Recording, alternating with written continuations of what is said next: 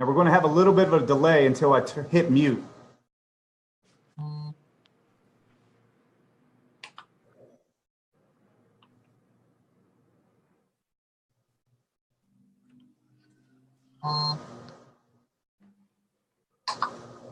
There it is. Boom. Oh, look at him. Are we live? Yeah, we're live, but hold on. I'm coming back. There we go. Look at that, huh? We're like big time right now. Let's go, baby. All right, I think, boom, 5:30. Here we go. Everybody, thanks for tuning in. This is Sales Hustler Spotlight, and guess who we have today? We got the one and only Bill Have, right? I know everybody wanted to see it. I'm anxious. I'm excited. We're all excited to talk to him, find out who the man is behind the bow tie, find out what it makes him tick, and find all of his secrets so we can all get better, right? That's what we want to do. That's what this was designed to do, so we can all get better, sell more cars, and everybody makes more money, right? Bill, how you doing, man? Hey, what's up, buddy? I'm doing great. I'm pumped to be here. I'm a little bit nervous. I got the jitters going, so that's a good thing. I'm pumped. Well, as everybody sees, behind him and behind me, we said, why not just go old school and play the videos? We want Bill Have playing at all times today, man. This is a Bill Have spotlight. So I wanted him behind me, and he's got him behind him. So we're going to ask him some questions, just kind of learn a little bit about him. Bill, why don't we tell everybody where you're at, where you're from, tell a little bit about your childhood, man. All right, cool. So growing up, I grew up in Bath, Pennsylvania. I actually work in Phillipsburg, New Jersey, so it's right on the border of PA and New Jersey. So I grew up here my whole life. I didn't have that great of a childhood growing up. My mom was always working 3 jobs. My father went to prison when I was 14 for 20 to 40 years. So it was definitely crazy growing up. And, I was actually in a boot camp in 10th grade for 10 months. I definitely acted up and was a frustrated kid. So it wasn't always the easiest, but I know it's cliche, but if that didn't happen to me, I wouldn't be where I'm at and, be as street smart and as crazy as I am. So I can't let that we can't go past that so quick. So you said your dad was in jail and you were in boot camp. Is that correct? Yeah, we actually wrote letters to each other. I was in boot camp and he was in jail, and we used to write letters back and forth to each other. So it was definitely wasn't the best situation, but it doesn't take long to turn it around. How old were you at that time? In 10th grade, I was 15, and I was 15 when he went to jail. So, and shortly after I was in the boot camp, I got in trouble, and I always said that didn't affect me, but looking back now here, 10 years later, it absolutely did. But that's a part of my life that I've moved past, and I found my career and I found something I love to do. Yeah, well, I think things that happen to all of us, they kind of change us and they make us. But the greatest thing about it is if we can overcome them and become who we are today, then we can look back on it and tell other people not to make those same mistakes. So it's cool that you went through stuff, because I love people that go through stuff, man. I love it. It makes you so much of a better person, man. You know what I mean? When you have like adversity in life, it makes you stronger, But well, tell me what you did like for an occupation. So were you a good student? You went to a group home. Did you get like out of, or like a boot camp? Was that like your high school or something? Yeah, so it was called RT, Residential Treatment Center, and then they sent us to a public school. So there I got to wrestle. I got to go to public school out there. It's kind of in the middle of nowhere up by, at the border of New York. Elmira, New York is pretty close there. It's Wellsboro, Pennsylvania. So there's the Pennsylvania, or the Grand Canyon of Pennsylvania out there. So it was pretty awesome, actually. I mean, I hated it when I first went there. It was a 6-month program. It actually took me 10 months to get out of the program because I didn't listen to anybody or anything for the first couple months that I was there, because I was just so frustrated. And, once I got the hang of it, I made honor roll out there. So I wasn't a very good student until I actually went to Wellsboro, and it really changed me for the better. Hey, join the crowd, bro. I sucked as a student too, man. But I mean, if you go through something, I think as a kid, man, it affects you mentally, even though you want to say that it doesn't. Even when you get older, you can kind of look back on it. Like, I'm a lot older than you. So like, it took me years to finally admit, like, hey, maybe this caused me a problem back in the day. You know what I mean? You kind of want to be like, I'm fine. What are you talking about? But when you get older, like I am, like 45, I think it was like 35 when I found myself. And I was like, you know what? All that stuff that did happen to me probably affected me, man. That's probably why it took so long to evolve, you know? But all right, so you get out of high school, you know, you're like an average to below average student. Join the crowd, bro. Join the crowd. After that, what do you do after that?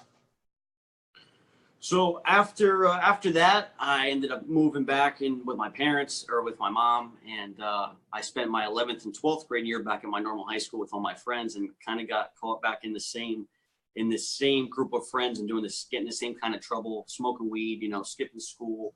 I had my license, I had a car then, you know, so I felt like I had freedom, and I ended up getting in some trouble. I ended up spending 14 months in jail, and that was another, you know, kind of life lesson. I was 18 years old in a prison cell and spent 14 months in there, you know, with some crazy people, man. And, you know, after that, I ended up getting out, and I did roofing, I did landscaping, I was a mechanic, you know, so I kind of did anything manual labor. I always wrestled my whole life. I played football. So then, you know, I just fit with manual labor. So I hated that, you know, that's why I can appreciate selling cars so much now. You know, yeah. But I did manual labor and I thought I liked it until I my first car. Well, we all think we like manual labor until we find something that's not manual, right? But yeah. All right, so you got to tell me, you went, if you don't mind talking about it, why did you go to prison? I went to prison for selling weed. So I ended up getting caught. I had a bunch of, you know, dime bags, and I mean, all my friends smoked weed. So I wish I would have known you back in the day, bro. I mean, so all my friends smoked weed, and I always figured to myself, you know, if everybody that I'm with is always buying one thing, and it's very unfortunate, and I'm not trying to glorify it at all, but, you know, I've always been an entrepreneur in a sense, or a salesman, or, you know, the leader of the group. So that was a terrible way for me to learn those skills, you know, but ultimately it's something that taught me. I mean, I'm ashamed of it, but at the same time, it is what it is, you know, and I'm way past that. I got 2 kids now, and, you know, a fiance, and they rely on me. So it's, dude, 3 years, man, feels like 10 years to me. Yeah. It's like dog years, man. I know what you mean. Exactly. All right. So you did some manual labor, you did a bunch of jobs. You probably didn't find yourself. What led you into the car business? What led you into, like, you know, like this guy behind me, right? I must have told this story 1,000 times, and every time I love it because it's a good story. So I was in the barbershop getting my hair cut, and a month previous, one of my friends, we ended up hooking up, you know, a one-night stand, and a month later she called me and told me she was pregnant, you know. So I'm in the barbershop a month after she tells me, and I'm still doing manual labor, $10 an hour, and I'm roofing, I'm landscaping, didn't have a steady job on the books. And my barber asked me how my day was, and I kind of, you know, just told him everything. I said, I can't take care of myself. I'm really nervous about how I'm going to be able to take care of another human being. I still live in my mom's house. I have no car.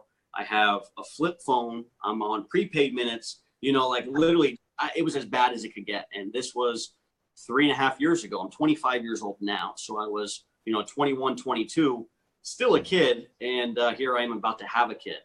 So as I'm telling my barber this, there was 2 seats in the barbershop. It's a really small barbershop. So when you're talking, you know, everybody's listening to you. So I'm talking, and this guy who was sitting next to me, he is the general manager for Hyundai. So he ended up giving me his business card right there on the spot and said, I would love to have you come work for me. You know, we're a small dealership, you know, we're kind of out of the way, and somebody with your skills, even though we just had a conversation, he said, I would love to have you. So I looked at the card and I said, in my head, I said, I don't want to be a car salesman. You know, that's the last thing that I want to do. People hate them. And I said, okay, I'll call you. And I never called them. So 2 weeks later goes by. I'm on Craigslist trying to find jobs. And this was before the chips were in the credit cards. So every company was about to have to buy the new chip card reader. So my plan was to go sell those. So there was a company, they pay a straight commission. And the first place that I went to was my barber. So because he was only cash, he had no credit card. So I'm trying to sell him on this. The day before, I watched a 5-hour webinar on how to sell it and all that stuff. So I was excited.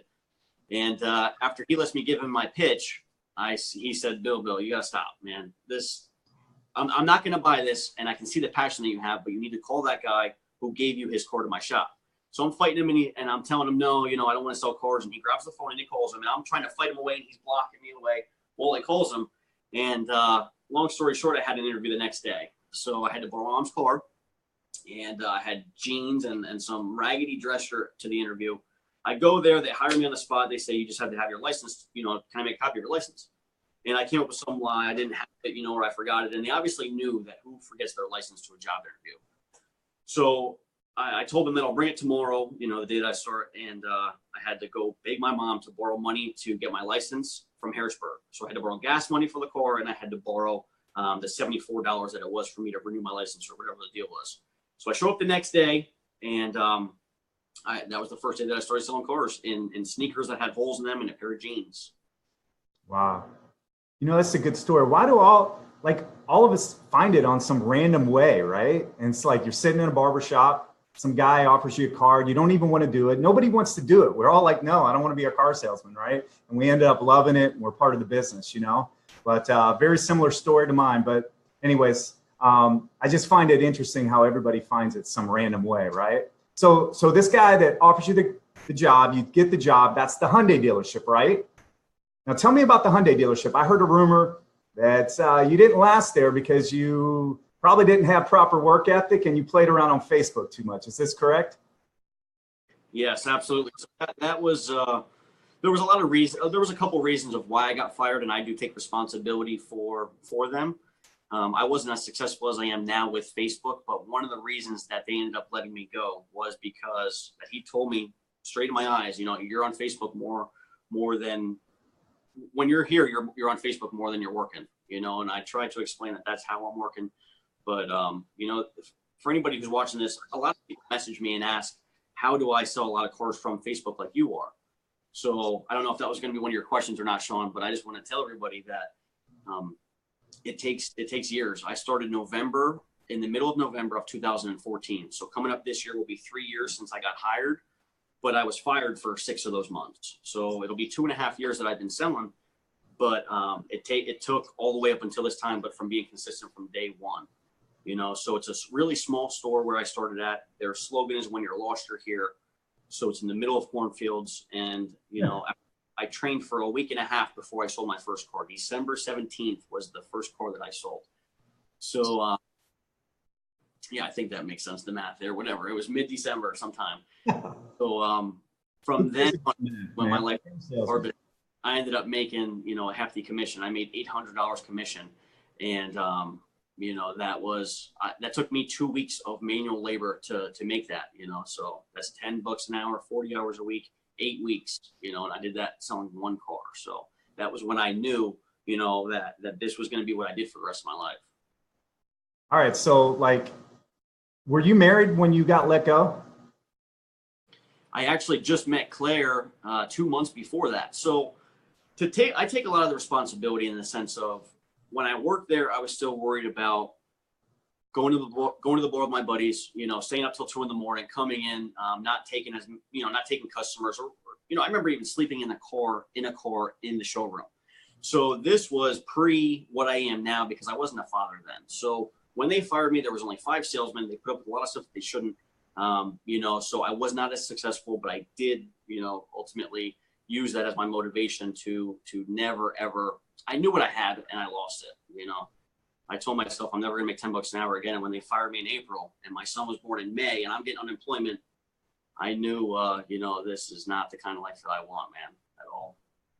All right. So you get let go there. Obviously that's frustrating to you, but you knew probably in your heart, you weren't giving it your all because like us all, when we're too young, we party too much, man. That's just what happens. When you make a lot of mistakes, you party to cover them up. And then here you are, you're struggling through life. I get it. We all been through it. So how did you tell Claire? Was that embarrassing to you? I know you just met, but did you make up an excuse? That's a good question. So I remember the phone call like it was yesterday. I got fired. I literally owed service probably like $30. So they made me, have a coach come with me, go to the bank, deposit my check, give them $30 and then go home. So it was embarrassing. I felt, I got fired in April and I was having a kid with a girl who I wasn't even with in a month, so just from, I don't know if any fathers out there can relate, but it did not hit me until my kid was born, until I held him. I still was a loser when I knew I was going to have a kid, but the second that I held him, I got goosebumps right now, because that was the turning point in my life when I knew, that there's no messing around, and that if I didn't want to be the same type of father that my dad was to me, I got to kill it and I got to tear it. I got to do whatever it takes. Boom. So I'm sorry, I didn't even answer your question. Claire, when I called her on the way home after all that, I met her 2 months before that. So I meet Claire and I'm like, I'm not trying to get into a relationship. There's a girl who's pregnant. We're not together. We never were, and she just accepted that. She just wanted to be my friend. And you know how that turns out once you're friends, and, it led into us, to where we're at now, engaged and have a beautiful boy, Billy. And then I have my son, Julian, with his mom. So it's great. But when I called her on the way home, I said, Claire, I got fired. I'm going to find a job as soon as I get back, and we're going to be on Craigslist, and she supported me, and she said, okay, I know that you weren't happy there for a while. So, we're going to find something that you love. I get home, I take a picture immediately of me sitting next to my 2004 Hyundai Sonata. I posted it for $1,000 because I was going to need some money. She had a Honda CR-V. So I'm like, okay, if we only have one car, I can have $1,000 at least to pay some bills. I lived with her at her apartment and I was paying rent with her. So, that would have paid that portion. Oh my gosh. So, that's embarrassing to even admit and to say out loud, but I'm proud to be here, such a short time later. It's all right, bro. It's all right. That's an awesome story. I love it. I love to hear stuff like this, man. Man, it's about revival. You know what I'm saying? Yeah. But what's great about this, Bill, is somebody's going to see this tonight, man. It's either in the same situation, has been in the same situation, knows somebody in the same situation, and this might make a difference in them. And I love that. That's cool. I'm glad you shared this with us. But so after you left that place, after you have to tell Claire, which sucks, but after you left that place, did you go to the place you're at now? So I got fired from there. It was April 26th. I got fired. And then I immediately filed for unemployment and was doing side work. And I ended up going back to them in August. So we stayed in touch. He was the guy who I met at the barbershop. He gave me my first chance. And, we stayed in touch and we remained friends. And then, he said to me, we had a guy who ended up going to rehab. Is there any way that, if I give you another chance, that you're not going to let me down? You're not going to be partying. You're not going to, you're going to be responsible. And I gave my word. I had a 2-month-old son, and I couldn't let him down. So I said absolutely. And from then on, so August of 2016 is when I consider myself, the rebirth of Bill having the second chance. And if I didn't make it then, I was never going to make it, and I wasn't going back to manual labor for $10 an hour. So that's when I said to myself, I'm doing whatever it takes. All right. So that takes us now, before we get into the tricks of your trade and like what made you when you decided to kick it in, I want everybody to know, we need people to hear this. Everybody that can right now, please share, because we're going to drop a lot of good stuff in here. We're going to drop some good stuff that people need to hear. So please do. All right. All right. So the bow tie, the style you got, man, which is classic. It's great branding, by the way. Great branding. The first day I saw you, dude. I remember, I think I was, okay, it's like my first week on Facebook, right? I don't even know what Facebook is. I don't even have an account. I go out and I start talking to this phone, right? But I see you because I don't know what you were talking about, like giving a car away, right? So like I flipped through it and I'm like, I click on your like page and I'm like watching all this and I'm like, dude, this guy is a branding smart guy, right? I love it. The bow tie, the look, the whole thing, the hair. What brought that on, man? What brought it on? Yeah, so the bow tie, it actually started. It was me and Claire, and we went to Marshall's, and I was going to get some ties. So we're walking through the aisles, we're just shopping, we're just kind of having fun throughout the store, and I saw a clip on. So I looked at it, I checked it out, and I kind of joked around and showed it to Claire and said, this would take some balls to wear. And she said, you could rock it though. So I kind of put it on, and this is a clip-on too as well, so I don't want to take any credit. These are, $8 a piece, so it was $8, and I'm like, you know what? I'll wear it tomorrow to work. And if it's crazy, if it's different, if it gets attention, then I like it for the most part, and I'm willing to try it. Same as lame. So I wore it to work today, and a lot of people complimented me on it. And the next day I wore a tie, and my general manager said, "Bill, you got to keep rocking the bow tie. That you rock that well." And from then on, I've been rocking the bow tie. How important do you think it is for a salesman in today's market to brand themselves? So important. I mean, that's a trip to Marshall's, and $8 later, became my brand, and who knew it? Jonathan Dawson actually visited my store. I have a great relationship with him. He's one of my biggest mentors, and I love that guy. He had came to my store, and he had talked about branding and how important it was for other people, and showed me kind of what other people are doing. And people don't like car salesmen, so there has to be something else. I mean, I'm crazy, I'm on my billboard, or I'm doing Bella Ruckus, or I'm not really trying to sell them a car. I'm just trying to have them talk about me at the dinner table. So I don't like to market towards come buy a car for me, come buy a car for me. I like to take the backdoor marketing of, we have $200 referrals, or, I'm just trying to make you laugh. Or if you ever know anybody who's in the market, please, I promise you I'll take care of them. I believe in educational selling. I'm not going to sell them something if it doesn't make sense. And, I think that's a big reason for my success is educational selling, informing them from point A to point B. I specialize in customers who are credit challenged, so people who need a little bit more help, people who, they're not in and out in an hour, they're in and out in 4 hours because we have to communicate with the lenders, we have to do all these extra things, so I take pride in that. And that's one reason why I love my job, because, I don't just show up every day from 9 to 5. I get to do videos, I get to tell the world, I just sold a car, or I get to boast about my job. And who doesn't love that? Who doesn't love to help people out? So you got to find new business, right? You can't just be passed around to the same people. And you're a master at it, because this is pretty crazy, y'all. Anybody that's watching this right now, this guy sold 30 cars last month. And how many fresh ups you take? I sold 31 and a half last month and took 0 fresh ups. They were either referrals, they were either appointments that I scheduled. One of those people were from me sticking my business card on their broken down car on the side of the road. I mean, it's just doing whatever it takes. It's being crazy. It's, not taking customers who are here without a salesman. I don't enjoy that part of it, so I try to do everything that I can and be as wild as I can without having to take fresh ups. So we got a lot of people out there, Bill, right now who probably wonder, how the heck can this guy do that, right? 31 and a half cars, never takes a fresh up, he brands himself out of nowhere, right? He puts a bow tie on, and next thing you know, they'll have his developed, right? How does the average Joe salesman out there do what you do? How do they get 30 cars a month without fresh traffic, without depending on their owner to bring traffic in? I would say, for one, you have to be likable. You would have to be posting whatever it is that you're posting. You have to be able to create, comments and likes and people to share it. And you have to build value yourself. And that's what I do. So I give cars away because more of a selfish reason. It makes me feel good. But at the same time, I get to change a family's life. And then I get to share it on Facebook and, share the happiness. I don't know about you, but I watch a lot of the videos on Facebook that, give you the goosebumps and stuff like that. And that encourages me. That makes me want to do, more things like that. So I forget what the hell the question was. I'm sorry.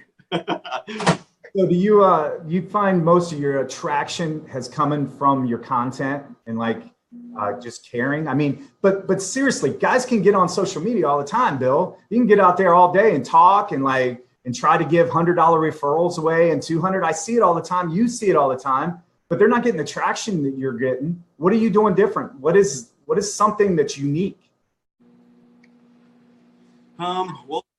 So one thing that's unique is the dashboard diaries. I know a lot of people are doing it now, and I don't know if I was the first to ever do it, but I think that I'm the first to do it consistently with every single customer that buys a car from me. It was actually, I was just checking out my old videos on Facebook. It was March 5th of 2016 when I did my first dashboard diaries. I did about 50 to 75 videos outside of the car with the customers. And I'd ask them how their experience was, and they'd be nervous, and they would just say good. And somebody else recorded them. It's cold, it's windy. I would say, would you refer your friends and family? And they say yes. and say, thank you, see you soon. And that's as cheesy as it gets. There's nothing about that video that would make somebody say, I got to go see Bill. So if you're watching this and you're asking yourself, how can I be good on Facebook? You got to try a bunch of different things, because I did not find Dashboard Diaries or do that until I did a video 75 times different ways and figured out the way to do it is inside the car with your phone on the dashboard. So I would say that's definitely the uniqueness of it. And then also too, I like to call myself a trusted vehicle advisor, not just a car salesman. People don't like car salesmen. People don't like going into the unknown. And when it comes to buying a car, a lot of people don't know how to buy one. They're afraid of being ripped off. They're afraid of, just all of the unknowns. So when they sit down at my desk and I explain to them from 5 seconds later until the time that they're leaving, explain to them why this is happening, why you have to get this car or why this is your interest rate. And when you explain things like that, I think that's pretty unique nowadays. So you sit down with them and educate them. I like educational selling. I think it's the best selling, by the way. I think if you can educate a customer on stuff, it actually goes a lot further because that builds trust with them. Okay. I think when you started getting evasive with customers, that's when they start saying, I don't know. And are they going to believe you later when you tell them, even though it's the truth? You know what I'm saying? So I love your approach with that. It's amazing that you've had such traction in such little time. That's what I love about it. You know what I mean? But it just shows you the power of social media and why everybody in the car business needs to be doing video. If you're not doing video in the car business and doing it right, it doesn't make any sense in today's market, because I'm telling you what, guys like Bill, guys like all the other ones that we were going to be interviewing here, they're going to pass you by, man. You're going to be like the old fossil out on the lot, man, talking about, man, remember the good old days. You know what I'm saying? So if you could run into like a guy struggling at a dealership or a green pea, and you probably deal with a lot of green peas at your dealership. You probably help them. You seem like a helpful guy. What's the one thing other than video? Okay, I know Dashboard Diaries is what you would tell everybody. Give me one thing that you would tell them to help them out. For anybody who's starting out with videos? Just anything in the car business. What would be the one tip maybe you'd want to give them? So how they can get better, other than video. We've already approached video. We know that. Other than that. Right. So what I would say is to be obsessed. Conor McGregor, I love him. He has a lot of good quotes, a lot of things that he says that hits home with me. He says, I'm not talented, I'm obsessed. So, you have to be obsessed in order to get to the level, that great salesmen are at. And every single day I learn. Every single day I am learning a ton. But when I'm out, at Chuck E. Cheese with my kids, I'm talking to people about their cars, or everybody in the world who has to know what you do for a living. I'm obsessed with it. I love it. I talk selling cars all day long. I was at Best Buy this morning and I was trying to find a charger for my DJI Osmo that I was trying to hook my phone up to today. And the guy who was helping me said, you're the guy in the billboard, so that was so cool to me. He ended up hooking me up with the charger, gave me, a 15% discount or whatever. And he felt like I was a celebrity, so that was just so cool to me. And to see where I'm at now from just being obsessed for the past 2.5 years, it's got me to where I'm at now. One of my favorite quotes is everything will be okay in the end. And if it's not okay, it's not the end. So every day I tell myself, I'm just so lucky. I'm so lucky to be in this car business. Like you said earlier, all of my coworkers, they all have a different crazy story of how they got here, and that's what I love, man, is that we're all, we're all from way different kinds of life. And it's awesome for me to be here and to do a job that I love so much. Well, we're all just different, like shells you would find at the beach, man, but we all made it to the beach. You know what I'm saying? So I like hearing everybody's story because it's cool. I don't know, just the rise, man, the grind, the rise is the best, man. When you're at the plateau, when you're at the top, I think the grind and the rise is better than the actual when you get there. You know what I'm saying? Before I get to some more questions, I wanted to let everybody know at the end, we're going to take some comments. So if everybody can write your comments in, we'll go ahead and ask Bill these at the end. Just go ahead and write them and I'll kind of try to scroll through and catch a few good ones. We won't do it for like an hour or anything, but just a few of them.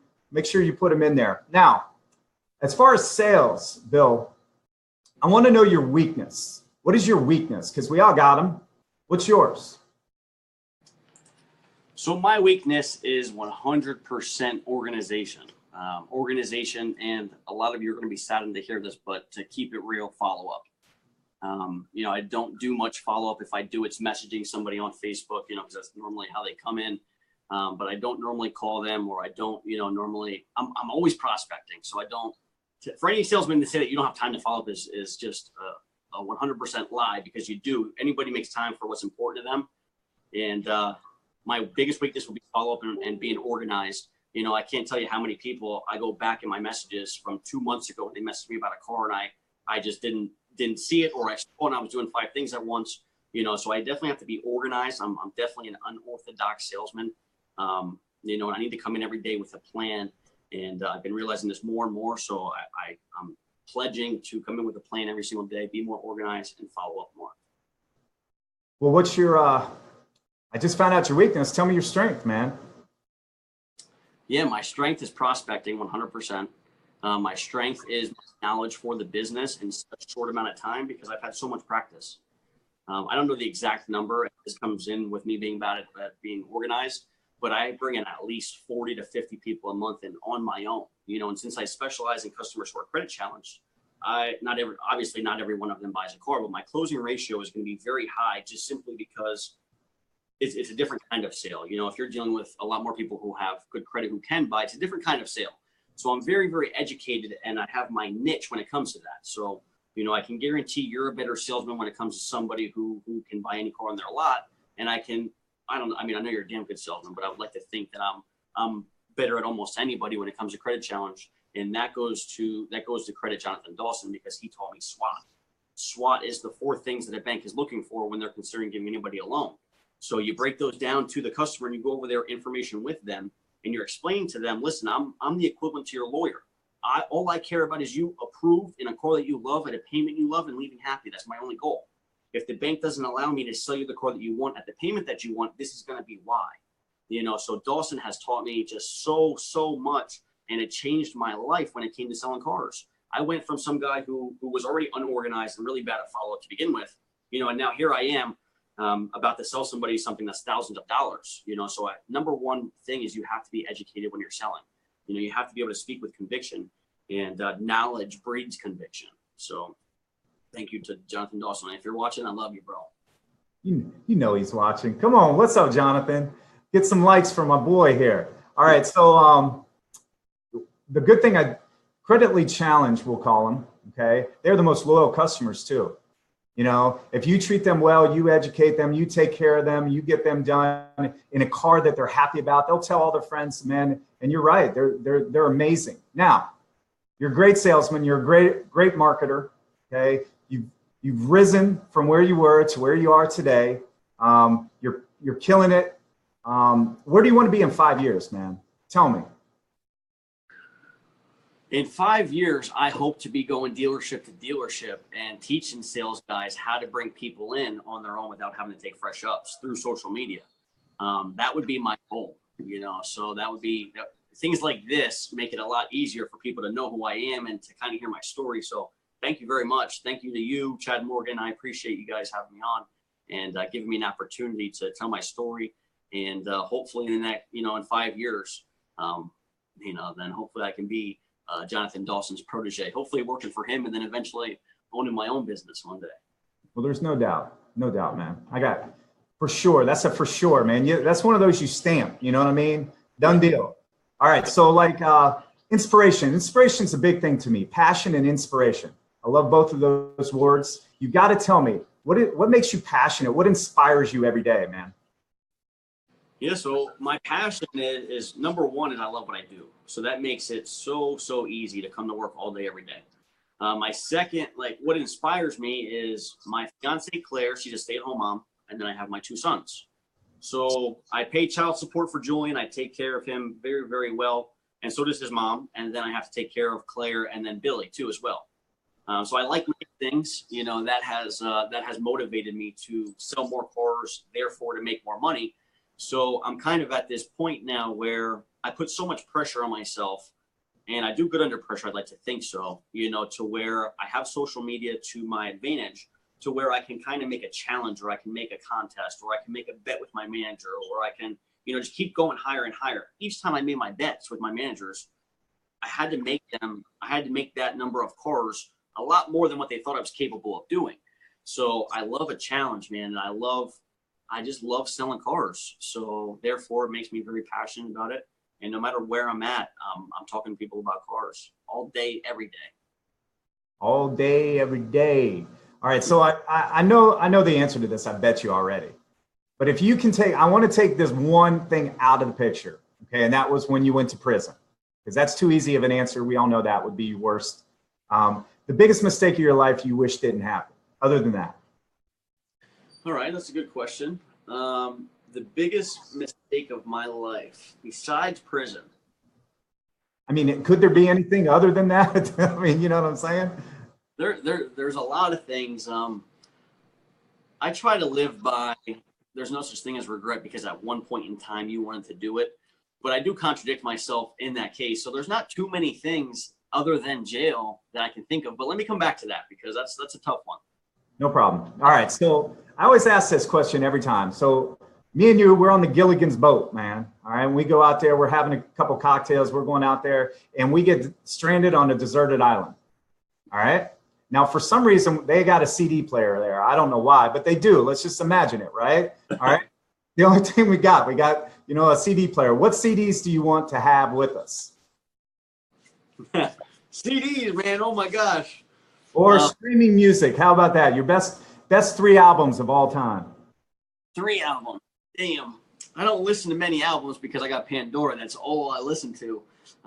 My 3 Pandora stations, I'm going to kind of take a shortcut here, would be Lil Wayne. I like Rihanna and Katy Perry. That's my girl. So I like anything that's happy. And, those are my 3. They're not albums, but those are my 3 Pandora stations. All right. So we got some question time. You got a couple minutes for some questions? I got all night, brother. All right, bro. This one comes. Well, don't tell me that, man. We'll be 2 of us like to talk, man. We'll sit around and talk all night, man. All right. So James Hernandez asked, he has trouble getting appointments. Okay. He said, every time he gets on the phone with somebody, all they want to do is pump him for information, man. How does he get better at getting the appointment, not giving so much information? That's a great question, man. This is awesome. I just sold a car so this was about maybe 2.5 months ago. He's the president of a financial advising company. So, I mean, you can picture the kind of customer he is. He calls in and there was no other salesman. I answer the phone. So he starts to ask me what the numbers are, on certain vehicles. I basically, what I did was presence is power, so I need you here in order to get you the best deal possible. I don't care what car you buy. I don't care how much you buy it for. I don't care if you pay cash, if you finance. All I care about is you leaving here happy in a vehicle. And it's not 1 sale that I have to make, it's 2. So when you're here at my desk, I can hopefully sell you the vehicle because you're going to love it. You're going to love all the numbers. Numbers are the easiest part of my job. But the second sale that I have to make is with my manager. And I cannot do that second part, which is very important to get you the best deal, if you're not here at my desk. Does the morning or afternoon work better for you? And I'm passionate when I'm on the phone. I always walk around on the phone. So I have literally, this is going to be bad to admit again, but I have 21 voicemails on my desk phone because I don't ever answer that. And that's like kind of under my desk because I don't have enough room. So I'm on my cell phone all day long, and I don't know why people even call my dealership. I wish they would just call my cell phone, but that's kind of how I am. I'm walking around, I'm on the phone, I'm passionate, I'm fired up, and I'm getting him to like me and creating value before he's even hearing me to hope that he gets there. And then the numbers are always the easiest part of my job. Tanner Schaefer has a question. He wants prospecting tips, man. A couple of steps that he can actually take to bring in more people in the door, man. Like real hardcore steps, man. I love that question. So I live in Bethlehem, Pennsylvania, and I work in New Jersey. So every single night there's a toll going home. So for anybody who's watching this who has a toll, I am great friends with every single toll booth employee now. So I give them all my business card, and then I pay for the person who's behind me. So that's one great prospecting tip. What I've been doing a lot lately is stopping for people who are on the side of the road. I know it's a little bit crazy. I give them my business card because obviously they need a new car soon. And, another prospecting tool that I use is doing videos with customers who get the referral check. I have $2,000 in my desk drawer right now for customers who have referred people to me, but I don't mail them. So I write on the check request. I don't pay them, by the way. It's the dealership who pays $200 per person. I changed the policy when I came here from Hyundai. I said, if I come there, I need you to do $200 referrals because people don't get out of bed for $100. So I prospect the heck out of $200 referrals. I do a video with that person who is getting their check. So when people are watching it, one of my hashtags is, if you're broke, it ain't my fault, because you could be sending me customers and getting $200 per person. So I use that to prospect a ton. So that would be my number one piece of advice when it comes to prospecting, is use the bird dog for the dealership if you're in a state that it's legal. And if it's $50 or $100, you really need to have a conversation with whoever is the decision maker, and have a good pitch and speak with passion on why it should be 200. My pitch was that they spend $100,000 a month in my store to advertise every month. So if let's just say high number, I sell 25 referrals that month at $200 a piece. That's $5,000. That's 5% of the dealership's advertising budget for me to sell 25 referrals. And you know how that goes. I mean, 2 of those deals pays for that itself. So when you're using those kind of numbers, in my opinion, with whoever the decision maker is, I'm sure and confident that they will up the ante to $200 if you're a customer and $100 if you're not a customer. So prospect the heck out of your referral system. It sounds like work the GM for some budget money for you too, man. That's awesome. All GMs, as you know, they get paid on the net gross, at the end of the month. The bottom line profit, they get paid a percentage of that. So the more cores that I'm selling, the more money you're making, and therefore that $200 is going to be, you're not even going to remember that we gave them a $200 check. All right, so I loved Bella Ruckus, dude. Okay, freaking loved it, shared it like all over the place, told everybody, walked around with my phone and showed everybody. Where did that come from, man? And if you haven't seen it, guys, go to his timeline, go to YouTube back here and watch Bella Ruckus, dude. It's hilarious. Where did that come from, man? So that came from me betting. I had my general manager at Hyundai, the guy I met at the barbershop, and then my 2 desk managers. So we made a bet that I could sell 20 cars. And at Hyundai, this was a lot, early in my selling career. So if I sold 20 cars, my general manager was going to wear a Speedo, my one sales manager was going to wear a blonde wig, and my other sales manager was going to wear a pink dress. So when it came time to, okay, well, if you don't sell 20 cars, what are you going to do? I said, I'll do all 3. So I sold 19 cars, and I believe that was the month that Claire had Billy. I can't exactly remember. I think so. So I was 1 car short, and that's how Bella Ruckus started, because I had to wear the blonde wig, the pink dress, and the Speedo. Well, I absolutely loved it.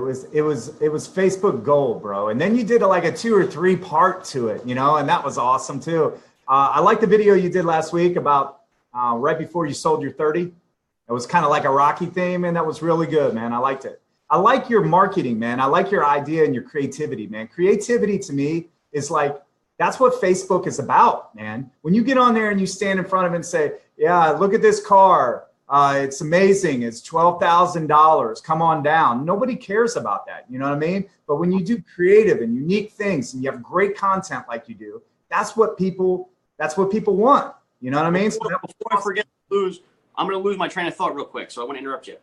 Jonathan Dawson practices being uncomfortable, right? So at nighttime, I'm getting all these crazy ideas when I'm just laying in bed next to Claire and Billy and I'm watching Sports Center and I'm just thinking. I'm obsessed with selling cars. I dream about selling a car every single night in my sleep. So before I'm falling asleep, I'm thinking of these crazy ideas, and what separates the Bill Halves and the Billy Sherms and the people out there who do crazy things, the difference between them and somebody else is that they don't put their ideas to action, and that's one thing that I'm not scared of. I'm not scared of people looking at me like I'm stupid. I'm not scared of the way people think about me. When I first started doing this, absolutely I was, but when I realized, it clicked to me that I just need people to like me. I need people to, think that I'm funny, or I need people to be talking about me at the dinner table. Did you see what Bill Have did today on Facebook? Did you see that Bill Have gave away a free card? Did you see that Bill Have gave away a Pikachu costume when Pokemon Go was big? Did you see Bill Have gave away $2,000 today? I don't want to market, be that annoying car salesman who's going to say, come buy a car for me, come buy a car for me. I like to do relevance marketing, which is what Dawson taught me to as well, whereas whatever is relevant at that time is what you want to market towards. So when it was Pokemon Go, I bought a Pikachu costume. It costed me $160. I held a contest, and over like 8,000 people watched the video. I got 8,000 views on something like that. So You have to build value in what you post, and normally whatever's relevant at that time, that's a good way to get going. Giveaways are great. Having people share your stuff and giving them a reward, like for people to share this, Quick Page is going to give them a free, couple bucks worth of stuff, so that makes people want to share your stuff, and it makes people like you, and it feels good to give at the same time. It's a love story. Absolutely. You got to tell me, Jonathan Dawson wants me to ask you about SWOT. You got to tell me about SWOT, man. Oh man, I love this. All right. So SWOT is the 4 things that a bank is looking for when they're considering giving anybody a loan. So the first thing they're looking for is stability. So if they're going to give somebody a loan for thousands of dollars, they want to make sure that that person is stable. The definition of stable to a bank is 5 years, and that's at the customer's job and at their residence. So then I ask the customer, how long have you been there, and how long have you been at your residence? So I moved down to the W, and the W is for willingness. The bank wants to see how willing the customer is to contribute towards a loan. So what they mean by that is how much money the customer is willing to put down and how high of a payment the customer is willing to go. Now, the higher the risk the customer is for a bank to give a loan to, the higher the interest rate. And the higher the interest rate, the higher the monthly payment. Now, Mr. Customer, if you had to guess what the average car payment in America is, what would your guess be? And then they tell me, $300, $350. And I say, if you Google this on your cell phone right now, the average monthly payment in America is $479. Last year, it was $503 a month. So that's just the average payment. I'm not saying that that's going to be your payment. I'm just saying that that's what the average payment in the average household in America is. Roughly what I tell my customers is $100 a week is a fair assumption of where the payment will be. Excuse me. Now, it can be a little bit more than that payment. It can be a little bit less. I'm going to do my best to get to the lowest interest rate, the best car, and the lowest monthly payment.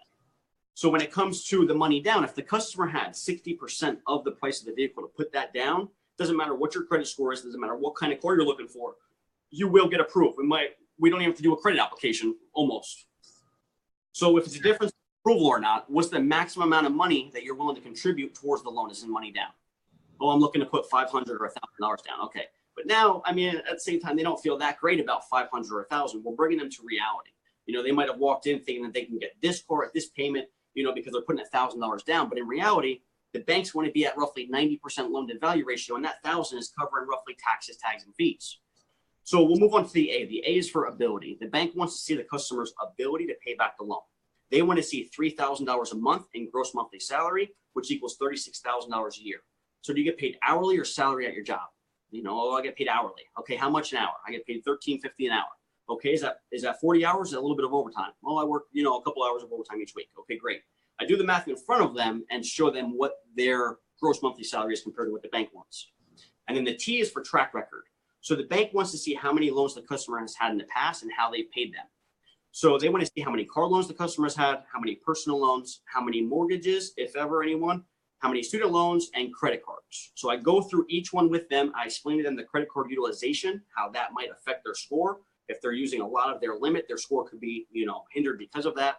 And then I get the Credit Karma scores, and people tell me all that stuff. And I explain how Credit Karma is the equivalent of Kelley Blue Book to vehicles. It's free for a reason, and it's a good source, but it's not necessarily 100% accurate.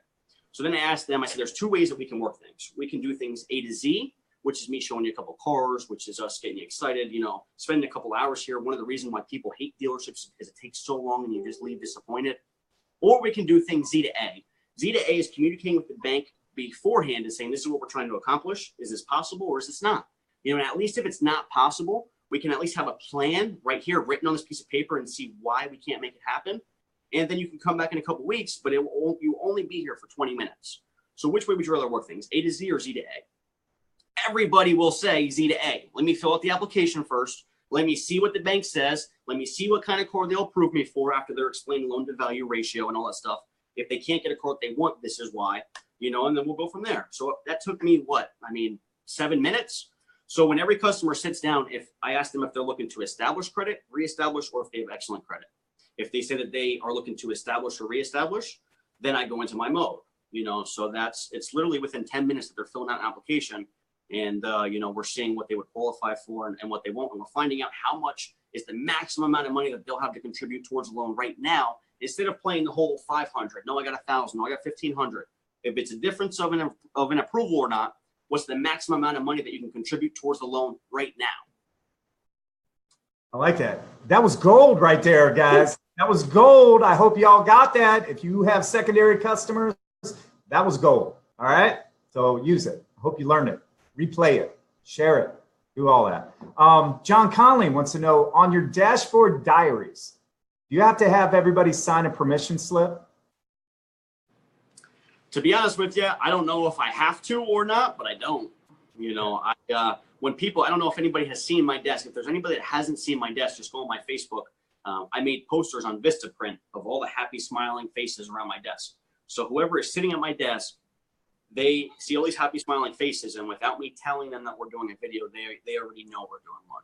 There's a couple people that try to act up and tell me that they don't want to, and then I just simply ask them, I say, I just busted my butt for you for 3 hours. You can't give me 30 seconds of your time in a video, please. And they always do. There's no more fighting after that. All right. So tell me about relevance marketing. Yeah. So relevance marketing is just marketing towards whatever is relevant at the time. Now, to be honest with you, I don't know too much about it. Further than that, all I know is whatever is popular at the time, whatever everybody's talking about. You know, if it's a good topic. Lately, there hasn't been very good topics when it comes to kneeling for the anthem and all the crazy negative stuff. So I obviously don't want to market for something that's negative.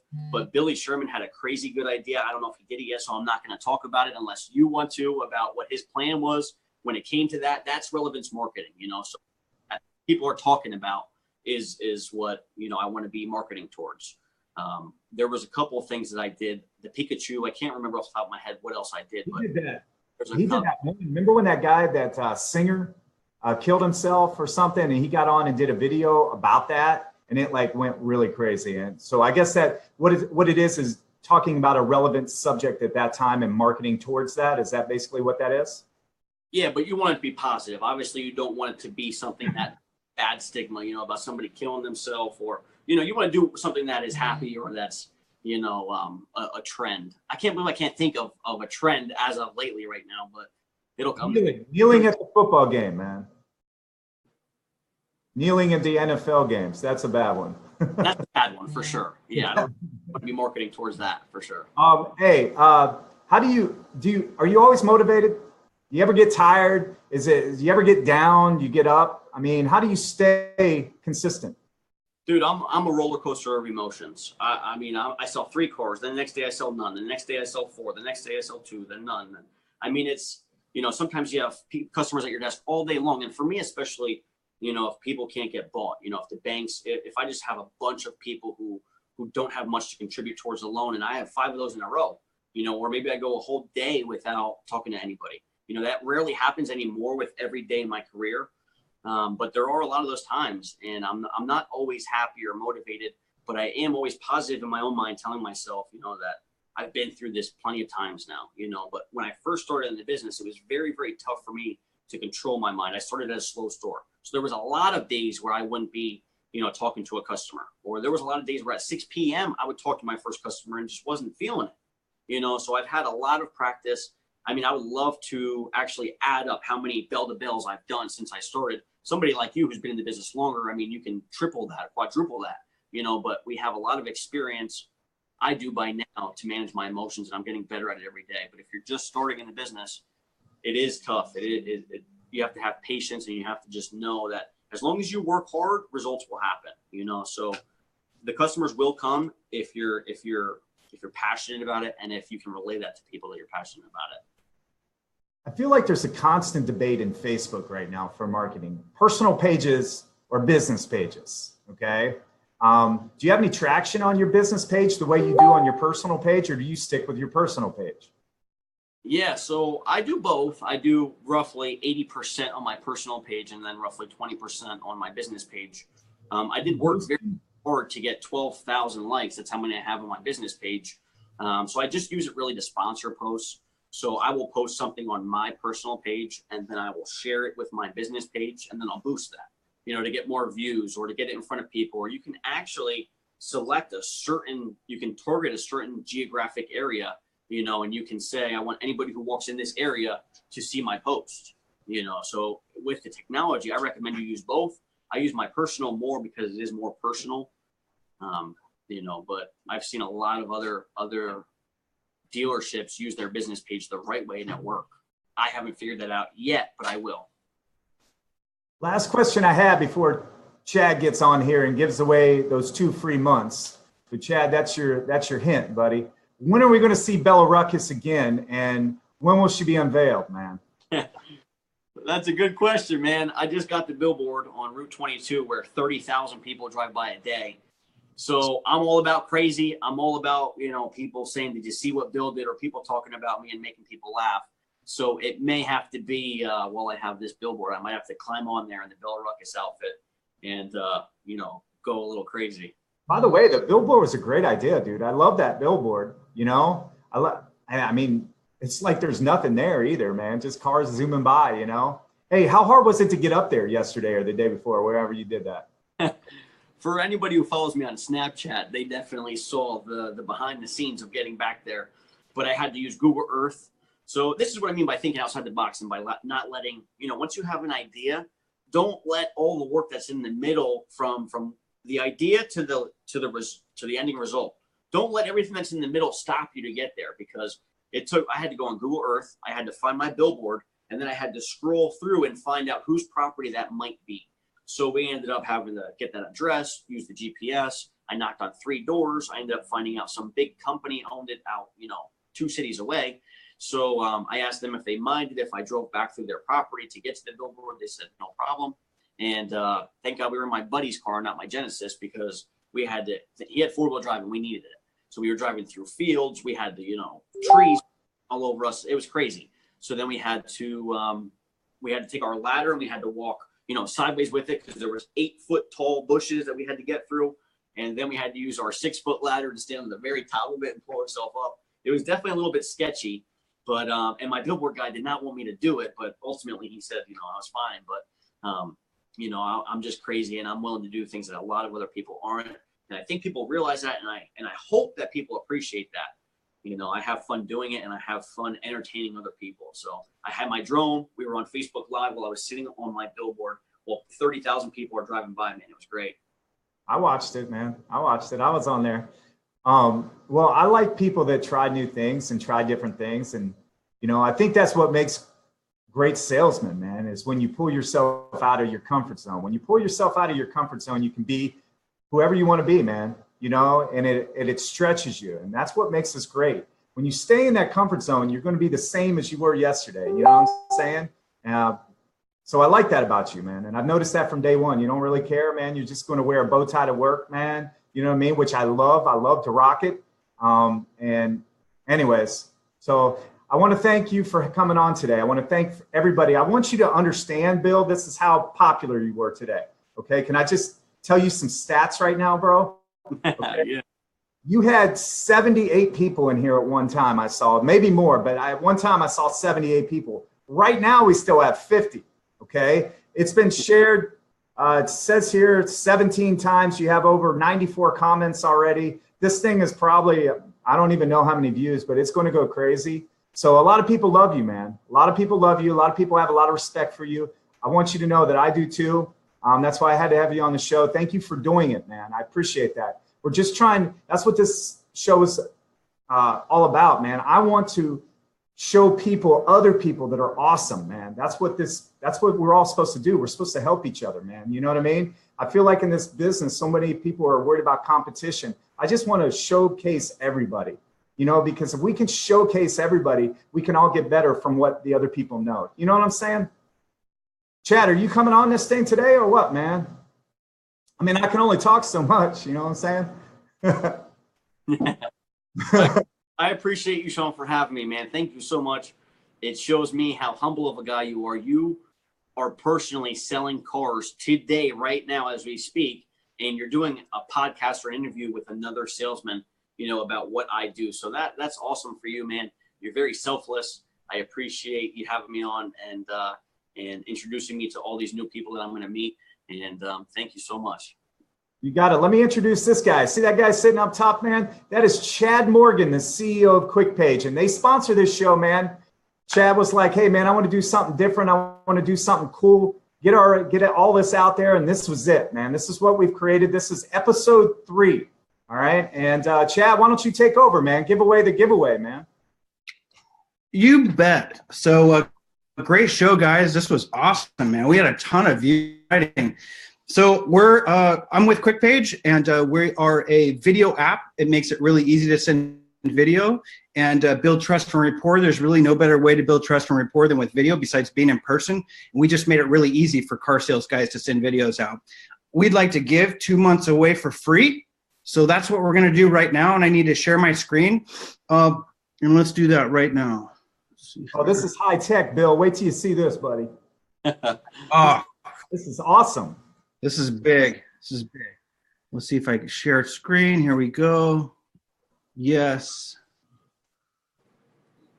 Uh-oh. Tell me if you can see it. Can you see it? Yes. No?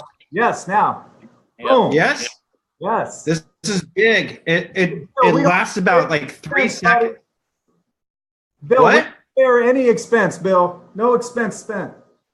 A lot of time and thought, energy, money has went into this little spinner right here. Here we go. Whew. I got to build it up because it like spins around like half a turn. So, all right. Oh, it's going a little bit longer. Maybe they did an update. There's a lot more names. The $1 billion drive. Tito. The $1 billion drive, dude. That's big.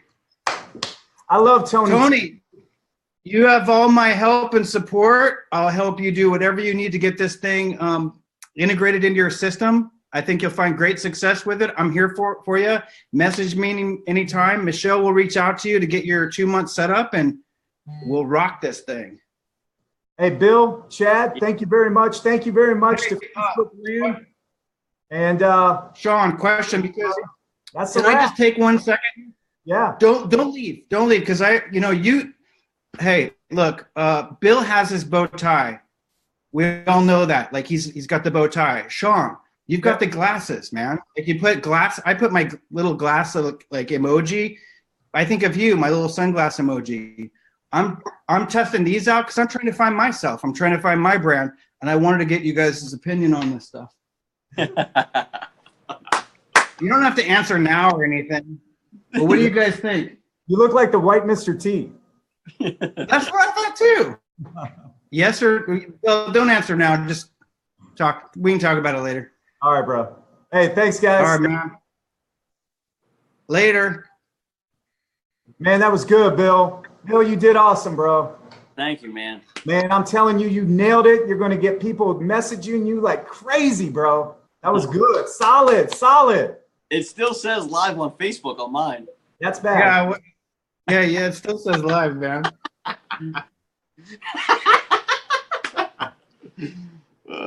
Need that